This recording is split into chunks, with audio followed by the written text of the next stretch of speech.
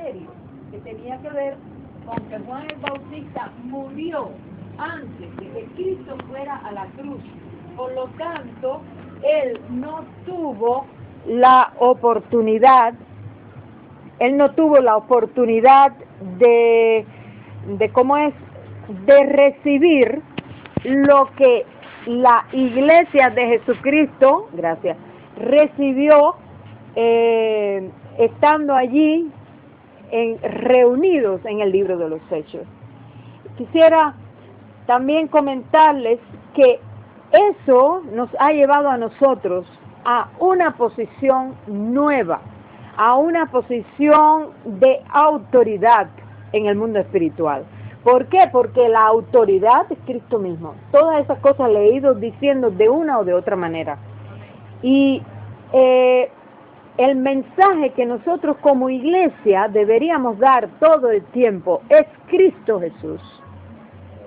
Decía el propio Jesús, cuando estaba allí delante de ellos, decía, Moisés, o sea, Moisés, que cuando usted oiga decir Moisés, predicaba a Moisés, se está refiriendo a la ley, a todos los libros, esos Levítico, Deuteronomio, todos esos libros de la ley. No harás esto, son 613 mandamientos, no 10.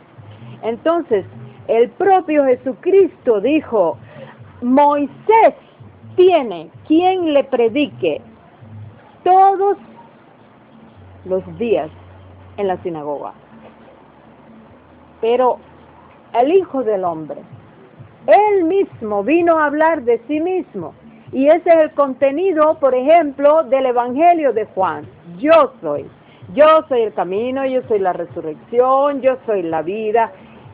El que cree en mí, aunque esté muerto, vivirá. Todo eso. Les estoy haciendo un resumen así panorámico para entrar en lo que quiero exponerles hoy. Porque el Espíritu dice claramente, eso está en 1 Timoteo 4:1 en adelante. El Espíritu dice claramente, decía Pablo a Timoteo, que en los postreros tiempos, y nosotros estamos, créame, en los postreros tiempos, que en los postreros tiempos algunos, dice algunos, muchos, yo creo que son muchos, apostatarán de la fe, escuchando a doctrina de demonios. Escuchando no al Evangelio, sino escuchando a doctrina de demonios. Y acá el pastor hablaba de la fe Bahá'í que está presente acá, pero yo he sabido, supe en estos días también, de otras cosas que hay aquí en Nuevita, siendo un lugar que no es tan grande. Hay centros de espiritismo, más de uno, sí. me mostraron uno. Sí. Hay un lugar donde se reúnen los transvestis y todo. El propio pastor se estaba enterando allí cuando le empezaron a contar. Es muy rico en tinieblas, Nuevitas. En Nuevitas hay también, miren, sí, los masones, los caballeros templarios, caballeros de la luz, orfelos, que todos ellos son lo mismo. Esos son los que se llaman a nivel mundial Illuminati o iluminados. Hay también aquí testigos de Jehová, me han dicho que muy fuertes. Hay también aquí, cuidado con esto, porque es una de las más peligrosas que conozco. Porque tienen lenguaje y ropaje de muy espirituales. Y me enteré que hay en Nuevitas también. Son los del recobro. ¿Han oído ese nombre? O iglesia local. Es el mismo nombre. Lo que como los grupos sectarios intentan a veces cuando los atacan en un área y ellos dicen, estoy descubierto, van y cambian, y se cambian de nombre y se ponen otro nombre. Y después es difícil reconocerles. Ellos, por ejemplo, ¿por qué digo que son uno de los más peligrosos? Su maestro Witness Lee, esto es una coletilla, pero para que algunos también sepan, Witness Lee, que era un chino, que él se cambió su nombre porque witness es una palabra en inglés que significa testigo, o sea, el testigo Lee. Si oyen esos dos nombres, Witness Lee o testigo Lee, es la misma persona, es el creador de ese grupo, y allí increíblemente han caído pastores, han caído líderes de iglesia, han caído cristianos sinceros que tienen hambre, pero tienen un hambre vieja, hambre espiritual vieja, no saciada, y cuando uno lleva mucho tiempo con hambre y empieza a sentir un vacío, tiene que llenar eso con algo. Entonces, la meta de este grupo, por ejemplo, es infiltrar gentes en sus iglesias que les empiezan a invitar a ustedes a reuniones, vengan para que se reúnan con nosotros. Y van a encontrar un lenguaje que parece muy, muy, muy espiritual y muy bíblico, pero la meta que ellos tienen es sacar a todos los cristianos que se reúnen en alguna iglesia evangélica, sacarlos para reunirse con ellos, porque según ellos, todos los cristianos que están en iglesias evangélicas, incluyendo sus pastores, están sentados en Babilonia. Entonces usan la escritura donde dice que por favor salgan de Babilonia, que se salgan de Babilonia. Usan algunos pasajes así, y la misión de ellos es sacar a todos los cristianos de las denominaciones, porque según ellos, las denominaciones son del diablo. Es cierto que cuando la iglesia primitiva fue, que lo vamos a ver hoy, establecida por el Señor, no había ningún nombre, no había luteranos, no había metodistas, esos nombres no existían. Pero, ¿cómo decirles? Los nombres, que no les puedo explicar ahora, fueron surgiendo en determinado contexto por alguna causa específica. Solamente les voy a poner un ejemplo: los metodistas. Los metodistas eran personas que se reunían en Inglaterra a tomar el té a una hora específica siempre, muy metódicos, ¿saben cómo son los ingleses? A una hora fija, y esto, por eso pusieron metódicos, son muy metódicos. Pero lo importante es el contenido, que es lo que predica. Entonces ellos se dedican, este grupo, a atacar, y ya sé de cristianos que han sido invitados. El día ese que ustedes se iban para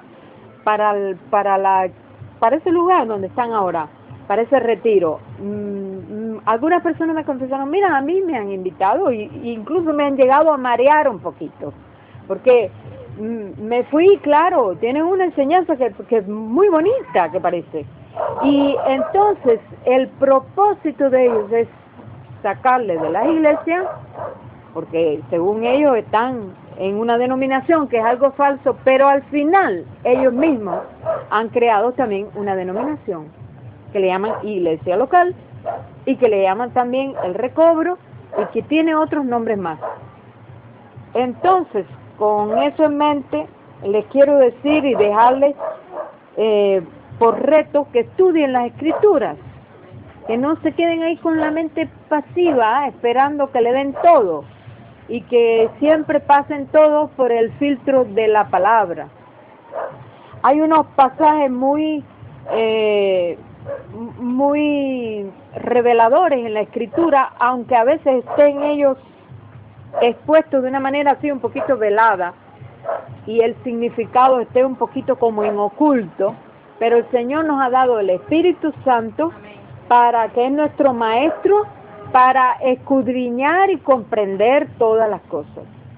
Y basado en ese texto, a partir de ahí les quiero dar la enseñanza de hoy, de que el Espíritu muestra claramente, decía Pablo, hace 2000 años atrás, que en los postreros tiempos algunos apostatarán de la fe, o sea, negarán la fe, se apartarán de la fe, escuchando a doctrinas de demonios. Miren, de doctrinas de demonios pudiera hablarle mucho rato y pudiera hablarles de algunas doctrinas de demonios que incluso hasta los propios cristianos abrazan a veces. Pero yo no me voy a centrar en ese texto, aunque sí les puedo hablar un poquito sobre la lucha espiritual, cómo es que nos podemos enfrentar a los conflictos espirituales actualmente, cómo es que una persona se puede liberar de sus conflictos espirituales en la actualidad, estando en Cristo, por medio de lo que el Señor prometió, que es la verdad, que cuando venga el Espíritu Santo, Él os guiará a toda verdad, y conoceréis la verdad, y la verdad os hará libres. Es importante, cuando nosotros empezamos a leer en el primer capítulo del libro de los Hechos, desde el primer versículo, ustedes van a ver unas palabras allí un poquito misteriosas. Unas palabras que hablaba Lucas cuando se las escribía a Teófilo. Lucas era médico, pero además era convertido a Jesús. Lucas fue uno de los escogidos para escribir el Evangelio según San Lucas, y como era médico, pues le interesaba mucho el aspecto de los milagros y de las sanidades, y hay cosas muy redactadas desde su punto de vista, muy interesantes. Pero después en el capítulo 1 de los Hechos, desde el primer versículo, él le dice a su amigo Teófilo, le dice, en el primer tratado, oh Teófilo, en el primer tratado, pero ahí hay una palabra, siempre piensen y pongan atención a cada palabra que hay en la Escritura. En el primer tratado, oh Teófilo, hablé acerca de todas las cosas que Jesús comenzó a hacer y enseñar hasta el día en que fue recibido arriba, después de haber dado mandamientos por el Espíritu Santo a los apóstoles que había escogido, a quienes también después de haber padecido, se presentó vivo con muchas pruebas indubitables, apareciéndoseles durante 40 días y hablándoles acerca del reino de Dios. Miren, acerca del reino de Dios, o sea, hablaba acerca de sí mismo, porque Jesús es el reino de Dios. Miren, y va a establecer su reino en el milenio. En el milenio, o sea, después que Él llegue, va a poner fin a la gran tribulación y va a establecer su reino aquí en la tierra, de una manera visible, pero Él es el reino de Dios. Dice, en el primer tratado, Teófilo, hablé acerca de todas las cosas que Jesús comenzó a hacer y a enseñar. Yo no sé si ustedes se han preguntado, ¿por qué allí? A ver, ubíquense un momentico en el contexto. Eso Lucas lo escribe después que ya Jesús había ascendido a los cielos. Y él quiso contar todo lo que ocurrió después de su ascensión, que la iglesia quedó aquí. Ubíquense en ese contexto y piensen junto conmigo, mediten en esto. No sé si nunca se lo habían preguntado, pero ¿por qué dice Teófilo las cosas que Jesús comenzó? O sea, en mi primer tratado, ¿cuál fue su primer tratado? El Evangelio de Lucas. Mostró todo lo que Jesús hizo y después cómo murió y cómo resucitó y cómo ascendió. Ahora, mi pregunta es, si eso fue un hecho consumado, Jesús vino, murió en la cruz, resucitó, ascendió y está a la diestra del Padre, y eso fue un hecho totalmente consumado, pregunto, y quiero que tú mismo preguntes dentro de sí, para que Dios te revele en esta mañana. ¿Por qué entonces, si ya eso es algo que ya Él contó en su primer tratado, como algo hecho y consumado, por qué Él dice, en el primer tratado, te escribí, o sea, te hablé acerca de todas las cosas que Jesús comenzó a hacer y enseñar? ¿Por qué aparece solamente el verbo comenzó? Y no dijo, te hablé, Teófilo, de todas las cosas que Jesús hizo cuando estuvo aquí. Él dice, las cosas que Él comenzó a hacer y a enseñar. ¿No se han preguntado nunca eso?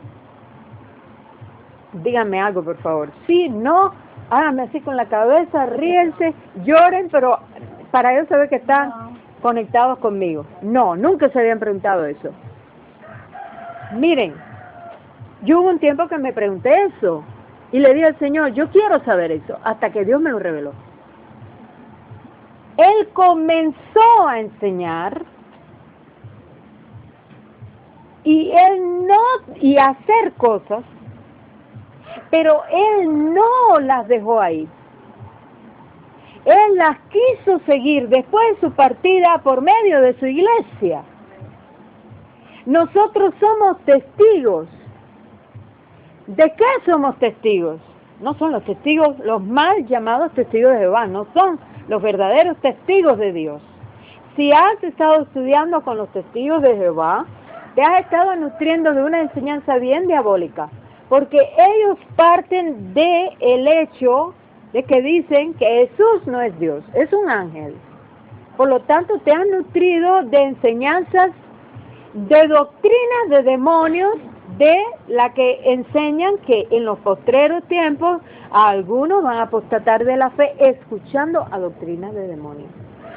Si has participado con los testigos de Jehová, te insto a que te arrepentido, porque sé que vas a entender que eso no fue de Dios, te vas, independientemente de que Dios te perdonó, porque Dios te perdonó ya, pero es para que Satanás pierda su lugar en tu vida. Le vas a decir al enemigo, le vas a decir al Señor delante del enemigo, habla con el Señor. Le vas a decir al Señor, Señor, confieso que participé en esto, me he arrepentido, ahora yo renuncio a esa práctica y en tu presencia le estoy anunciando a las tinieblas que ya no tienen derecho sobre mí, que oficialmente yo estoy en tu presencia declarando esto para que tú canceles cualquier ventaja que el enemigo haya ganado sobre mí. Y eso con cualquier cosa, si ha sido masón, si ha sido brujero, si ha sido espiritista. No digas, bueno, ya Cristo me perdonó. No es que Cristo no te haya perdonado. Él perdonó tus pecados pasados, presentes y futuros y te hizo libre, pero tal vez no estés disfrutando de tu libertad porque el enemigo sigue reclamando y dice, hasta que oficialmente no me resistan. Y que dijo el Señor en Santiago capítulo 5, resistid al diablo y de vosotros huirá. Porque mientras no lo hagas, puede ser que te estén ocurriendo cosas que tú no sabes de dónde viene eso. Puede ser que te estén ocurriendo cosas en tu propia casa, puede ser que te estén ocurriendo cosas que tú digas, ¿por qué me pasa eso? ¿Entienden? Y a veces no le encuentro una explicación. Y puedes decir, bueno, es que yo no soy bueno lo suficiente, o es que, yo tengo que ser más maduro, yo tengo que alcanzar una madurez tremenda y un grado espiritual bien alto para liberarme de eso. No. ¿Por qué no? Porque mira, hay dos conceptos bien diferentes. Grábate eso hoy. Yo voy a tratar de lo que más pueda darte esta información rapidito, pero deja que tu mente no se duerma. Hay dos conceptos claves dentro de la vida cristiana. Les estoy haciendo un resumen. Uno es liberación y otro es crecimiento. Son dos cosas bien diferentes. Liberación es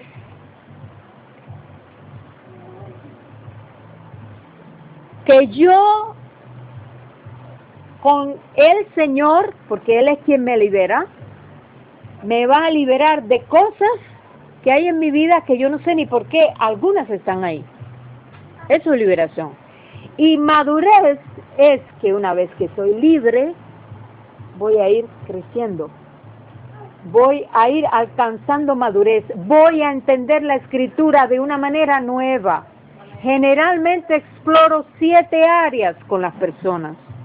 Y mi experiencia es que en la medida en que se van liberando por diferentes áreas, cuando terminan y llegan al final y de verdad se liberaron porque fueron sinceros con Dios, esa persona comienza a entender las escrituras de una manera totalmente diferente. Entonces, muchas vendas se caen de los ojos porque las ataduras son generalmente en la mente. Muchas vendas se caen de los ojos cuando la persona es liberada de ataduras. Miren, yo entiendo bien que a veces mi lenguaje no se entiende, porque mucha gente, cuando yo digo liberarse de ataduras, a lo mejor están pensando una cosa bien diferente a lo que yo tengo por liberarse de ataduras. En griego, una atadura, desde el punto de vista espiritual, son cadenas invisibles que te atan, que tú quisieras ser así, pero no puedes. ¿Cuántos han experimentado eso en su vida cristiana? Amén. Yo quisiera, pero no puedo. Oh, mira cuántas veces le he prometido al Señor que no voy a mirar más pornografía, pero no puedo, vuelvo a caer. Miserable de mí. Oh, mira qué mal carácter que tengo. Mira que le he prometido al Señor que no me voy a enojar más y le voy a gritar a la gente y las voy a maltratar como lo hago. Pero no puedo dejar de hacerlo. En cuanto veo a mi mamá aparecer ahí en esa puerta, todo dentro de mí se transforma y me voy enojando. Esas son ataduras. El pueblo de Dios se cree a veces que el problema está en ellos.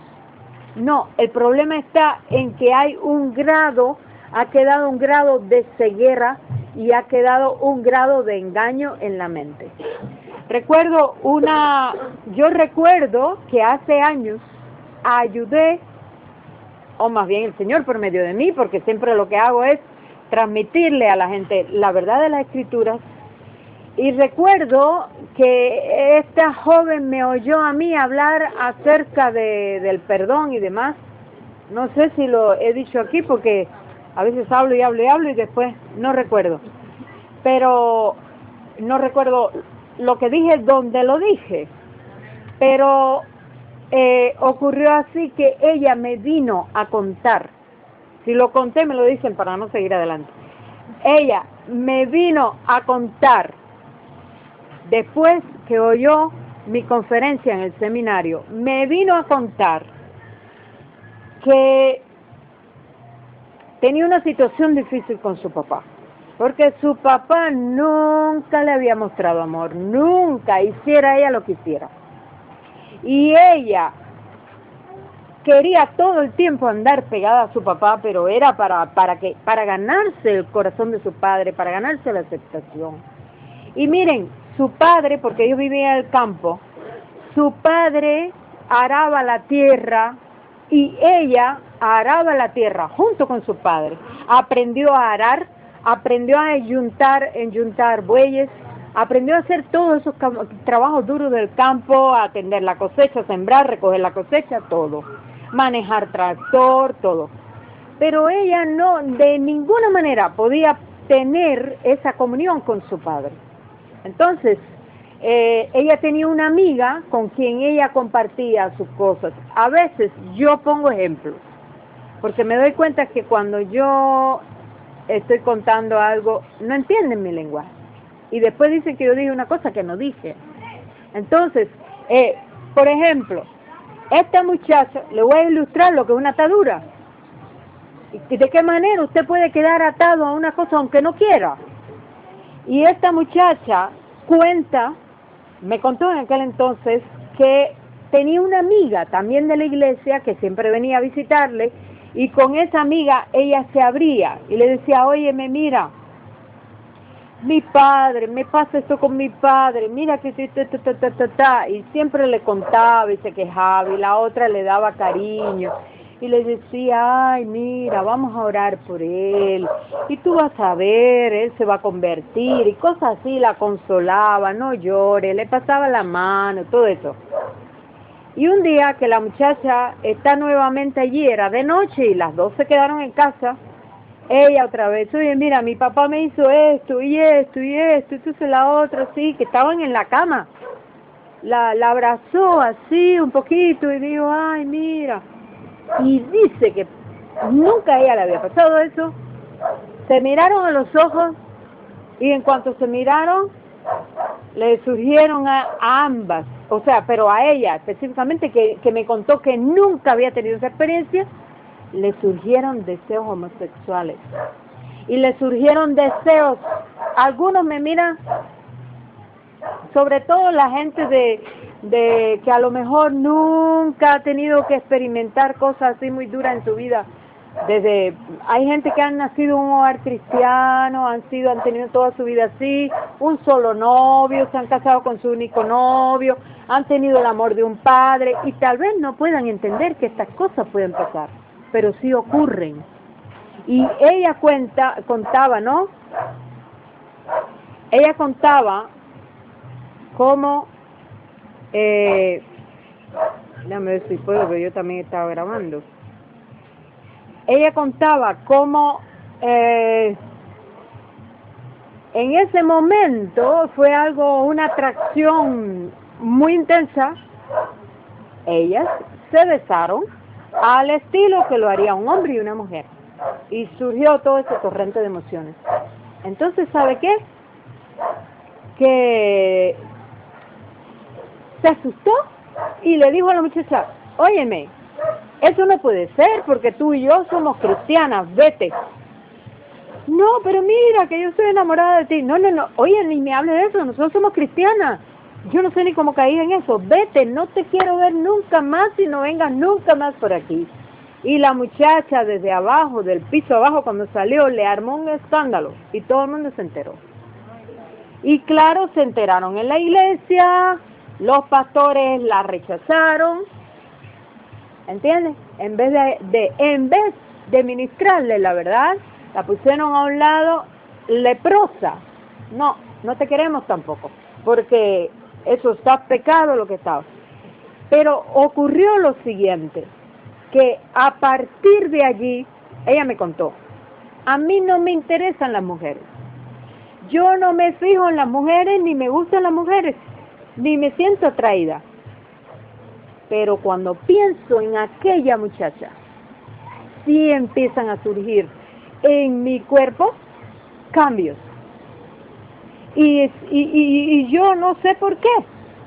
Porque, o sea, ella no sabía por qué, me lo está diciendo. Yo no sé por qué, si ya yo me arrepentí, sigo así que cuando pienso en aquella muchacha y es la única persona con que me ocurre, empiezo a experimentar deseos sexuales.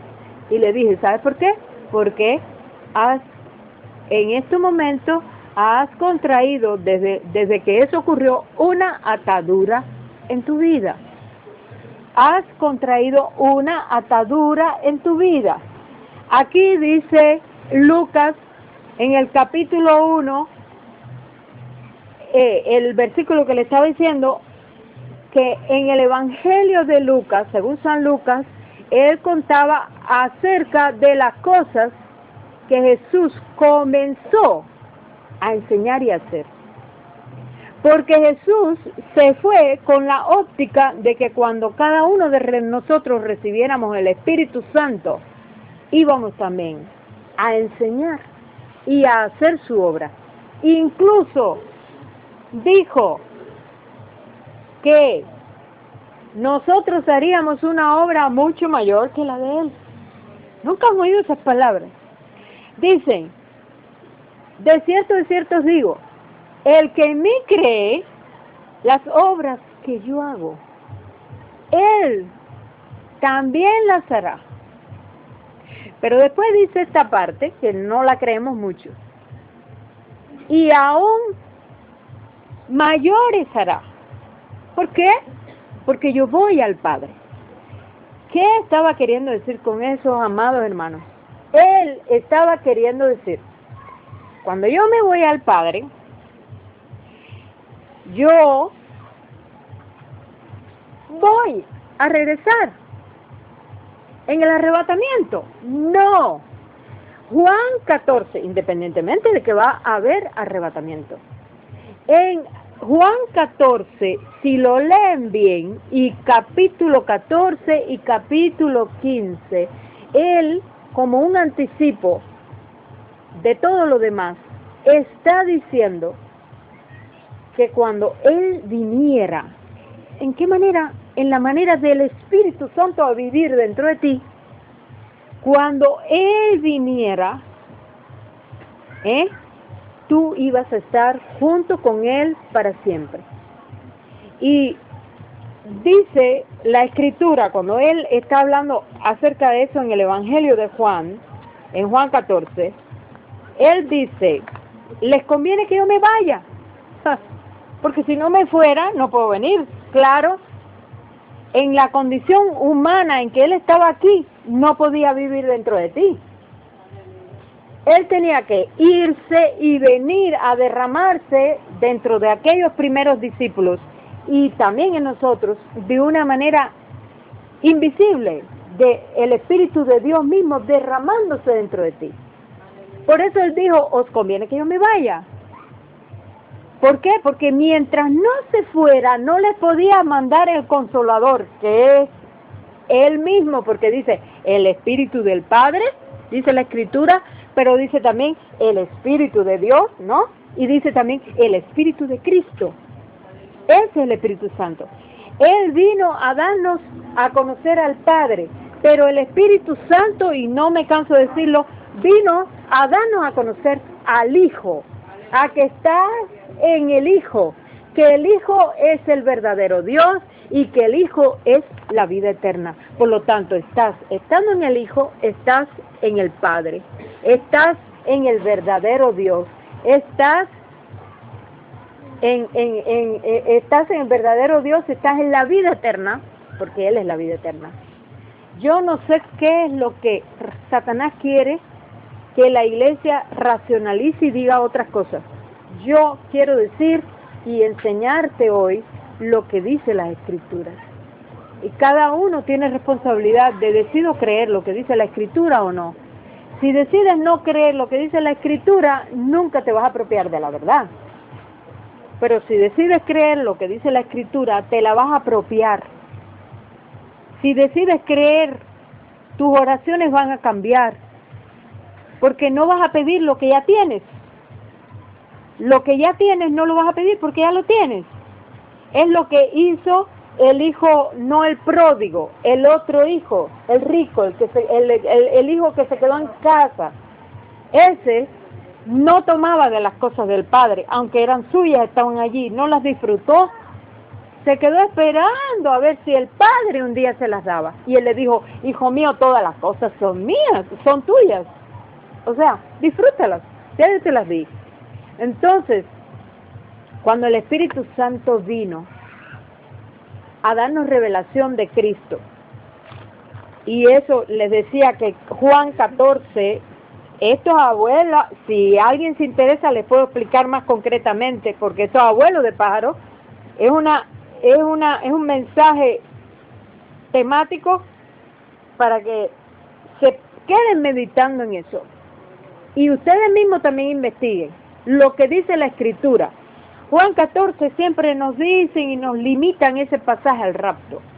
Pero si usted lee bien Juan 14 y los capítulos sucesivos, porque no están desconectados, dice, les conviene que yo me vaya, cosas como esta, porque si no vengo, Si no me voy, no viene el Consolador, pero si me fuere, se los enviaré.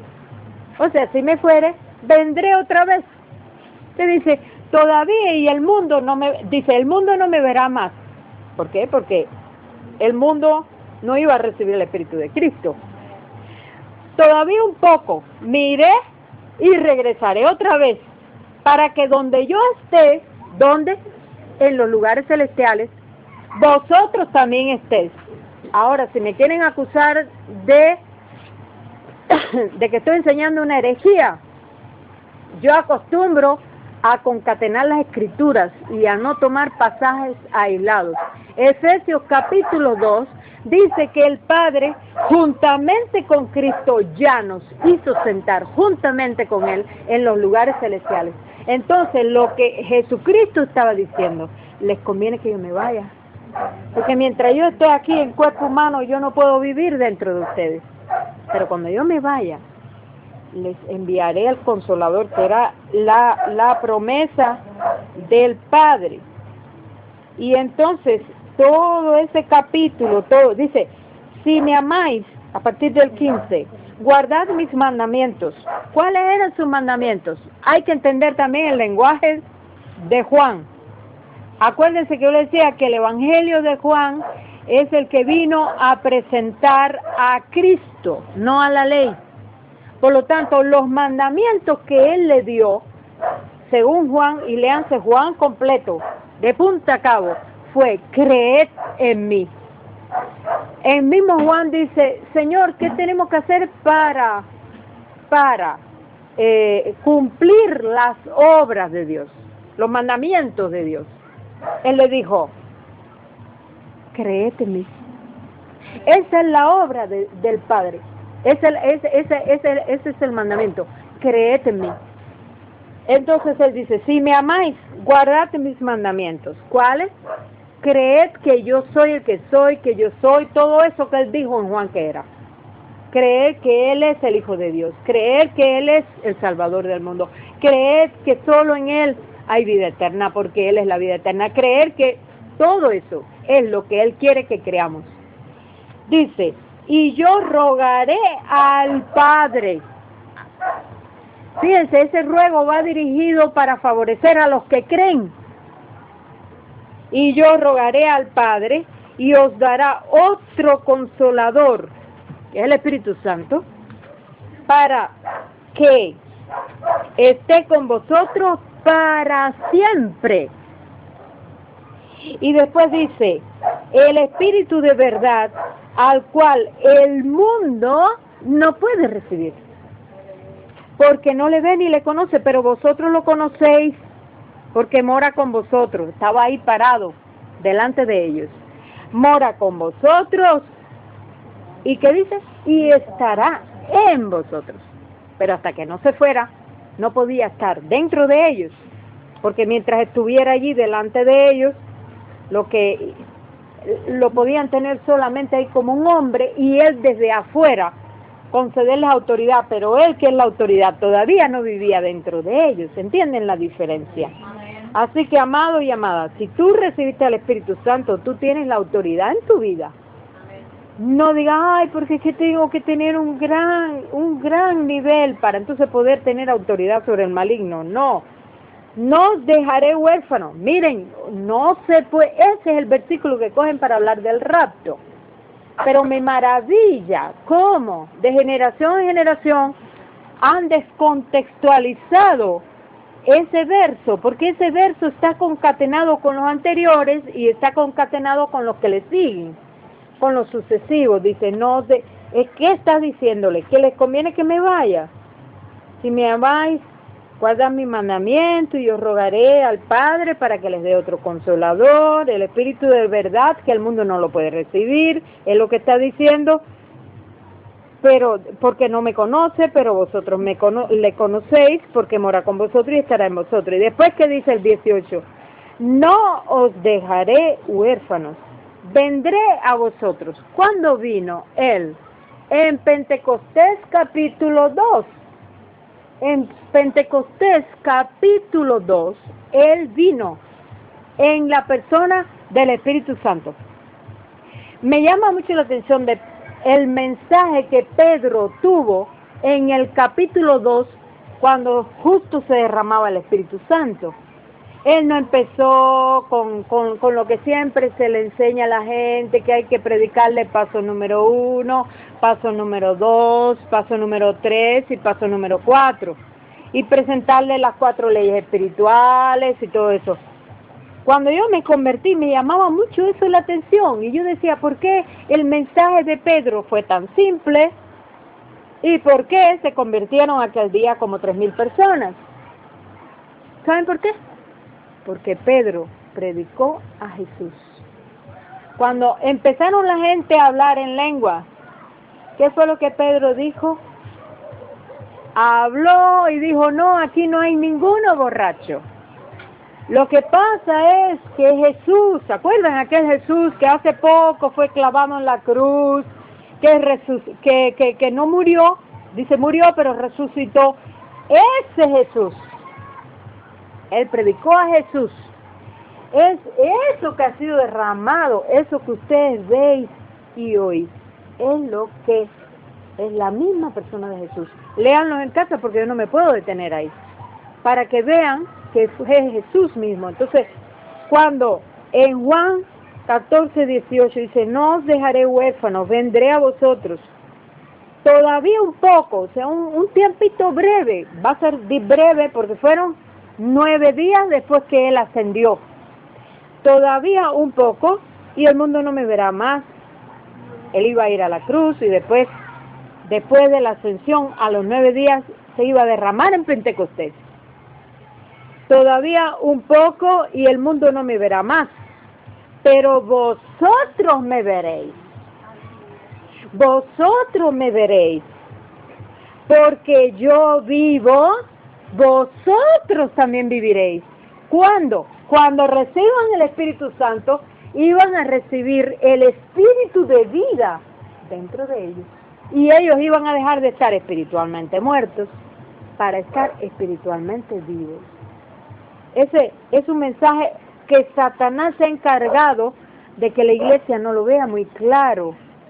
Por lo menos eso es lo que veo muchas veces, que el pueblo de Dios está pidiendo lo que ya le dieron. Y después dice, pero vosotros me veréis porque yo vivo, vosotros también viviréis. En aquel día, ¿cuándo? Cuando iban a recibir el Espíritu Santo. En aquel día vosotros conoceréis que yo estoy en mi Padre. O sea, si alguno tiene duda, como hace unos momenticos atrás Felipe me acabó de preguntar, por favor, solamente muéstranos al Padre y con eso nos basta. Si a alguno le queda duda de quién es el Padre, ese día no va a tener duda. Porque cuando reciban el Espíritu Santo, yo les voy a enseñar que yo y el Padre uno somos. Entonces, Él le dice, todavía un poco y el mundo no me verá más, pero vosotros me veréis, porque yo vivo, vosotros también viviréis y vas a recibir el Espíritu de vida dentro. En aquel día vosotros conoceréis que yo estoy en mi Padre y vosotros en mí y yo en vosotros. Mire, ¿ves? Es el recibir al Espíritu Santo. En aquel día conoceréis que yo estoy en mi Padre, o sea que yo y el Padre uno somos. Se lo acababa de decir a Felipe, que yo estoy en mi Padre y vosotros, ustedes, en mí. Claro, el que recibe el Espíritu Santo automáticamente está en Cristo y yo en vosotros. No solo es que recibimos al Espíritu de Cristo y Él está en nosotros, sino que nosotros también empezamos a estar en Él. El que tiene mis mandamientos, bueno, y vuelve a hablar de los mandamientos, de que Él habla. El versículo 25, os he dicho estas cosas estando con vosotros, mas el Consolador, el Espíritu Santo, a quien el Padre enviará en mi nombre, que fueron pocos días después de eso, Él os enseñará todas las cosas y os recordará todo lo que yo os he dicho. ¿Cuándo? Allí en Pentecostés. cuando iban a recibir el Espíritu Santo. Habéis oído que yo os he dicho, voy, versículo 28, y vengo a vosotros. Claro, iba a la presencia del Padre, pero iba a regresar unos días después. Si me amarais, os habríais regocijado. O sea, si de verdad ustedes me amaran, estuvieran contentos, porque ustedes no saben lo que en pocos días voy a derramar dentro de sus corazones. Era lo que él estaba queriendo decir. Porque he dicho que voy al Padre, porque el Padre mayor es que yo, y ahora lo he dicho antes que suceda, para que cuando suceda, creáis. Bien, entonces, a partir de aquí quiero decirles algo, amados hermanos, y yo es muy probable que no tenga mucho más tiempo para decir, hay muchas cosas en mi corazón que yo en esta mañana no les puedo enseñar. Pero me he dedicado durante años cómo ayudar a personas que son cristianas, porque mi ministerio en el cual el Señor me ha colocado es ayudar principalmente no a inconversos, sino a cristianos que tienen el Espíritu Santo y tienen diferentes niveles de atadura que les están impidiendo crecer. De eso yo hasta podría preparar conferencias, pero son cosas mucho más específicas y mucho más profundas, pero prácticas, porque me gusta la teología práctica. Muchas personas se aburren de que no encuentran la solución a sus problemas y piensan que hasta que Cristo no venga al rapto, ellos no van a tener ningún tipo de ayuda y de solución específicamente en cuanto a liberarse de sus ataduras, o sea, de aquello que me está controlando, que yo no puedo dejar, pero que me sigue controlando, que quiero dejar y detesto, pero me sigue controlando. Entonces, para resumirles, aquella muchacha que me contó su experiencia breve, el contacto breve que tuvo con la homosexualidad, yo simplemente le indiqué cuál era la llave y ella misma, junto conmigo, hicimos oraciones que ella misma de todo su corazón hizo y Dios la liberó. Y es una muchacha que vive libre, que ya no tiene, porque no tendría por qué mentirme, porque ella voluntariamente, sin que nadie le pusiera una pistola delante, vino a verme a mí, a confesarme lo que le estaba ocurriendo en su vida. Saben que muchos dentro de las iglesias, aún sin llegar a cometer la práctica, están, por ejemplo, luchando con pensamientos homosexuales, tanto varones como mujeres. Saben que muchos dentro de la iglesia están luchando con pornografía, están luchando con pecados como la masturbación, están luchando con... Hay muchos tipos de pecados y hay muchos tipos de ataduras, pero hay por lo menos 3 de esas 7, 3 áreas en las que las ataduras suelen ser bien fuertes y que si la persona se libera a lo sumo en esas 3 áreas, queda en libertad y es mucho más fácil para entonces quedar libre. No olviden nunca esto, que es lo último con lo que voy a terminar, que una cosa es quedar libre de sus ataduras, y yo sé, no conozco a nadie, gracias a Dios, a un nivel muy profundo, voy a hablar con libertad, yo sé que aquí, porque esto no es excepción en todas las congregaciones, lo hay, por eso lo puedo hablar con propiedad, hay personas luchando con ataduras viejas, a las cuales nunca se han liberado, lo digan o no lo digan. Y están pensando que, ay, si a lo mejor yo entro al seminario, ay, si a lo mejor yo me hago un evangelista, ay, si a lo mejor esto, lo otro, yo me voy a liberar de mis ataduras. Y no es verdad. Lo que te libera es la verdad. Entonces, una cosa es ser libre y otra cosa es ser maduro, crecer hasta la estatura de Cristo. Lo que he visto en la práctica de tantos años trabajando en este sentido es que una persona, mientras no sea libre de sus ataduras, le cuesta trabajo entender las escrituras, aunque a veces cree que las entiende, pero no las entiende nada, y le cuesta trabajo crecer en su vida cristiana. No tienen crecimiento.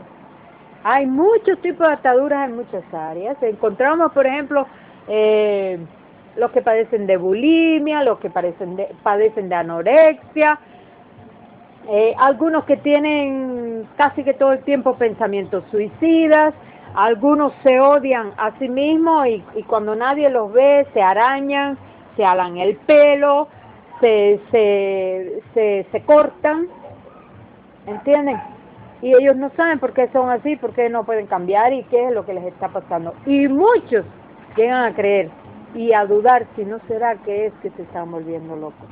Y yo el mensaje así a grandes rasgos y muy rápido que traía para hoy es decirles que sí hay esperanza y que Dios tiene de una manera muy práctica a tu disposición la liberación, en la medida en que seas capaz de reconocer dentro de tu corazón. Porque Dios ama la verdad en lo íntimo. Lo primero es reconocer, sí, a mí me está ocurriendo esto, sí me tengo que liberar. Lo segundo es, en la medida en que seas capaz de confesar, y no lo debes hacer a cualquiera, confesar a Dios, y en ocasiones cuando las ataduras son fuertes, confesar a otro miembro del cuerpo de Cristo. Yo no sé, y después renunciar, porque aún el mundo de las tinieblas tiene repercusión lo que nosotros hagamos, lo entendamos o no. Si no entendemos, por ejemplo, que existe la ley de la gravedad, hay gente que no ha estudiado en la escuela y no conoce la ley de la gravedad, pero si se tiran de un quinto piso, igual van a sufrir las consecuencias porque esa ley está ahí presente.